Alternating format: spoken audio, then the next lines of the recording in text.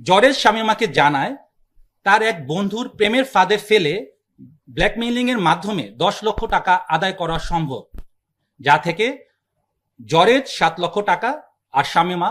3 লক্ষ টাকা ভাগ করে নেবে। উক্ত পরিকল্পনা অনুযায়ী শামীমা ভিকটিম আশরাফুল ইসলামের সাথে 1 মাস পূর্ব হতেই মোবাইল ফোনে যোগাযোগ শুরু করে এবং তাকে তার প্রতি আকৃষ্ট করার চেষ্টা অব্যাহত রাখে। রংপুর হতে ঢাকায় আসার পূর্বেই জরেজ তার প্রেমিকা শামীমা আক্তার কোহিনূরকে ফোনে জানায়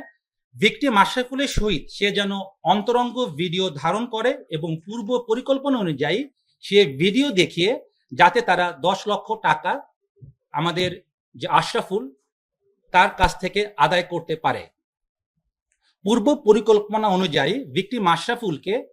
শামীমা মাল্টার শরবতের সাথে ঘুমের ওষুধ খাইয়ে হালকা অচেতন করে যাতে বাইরে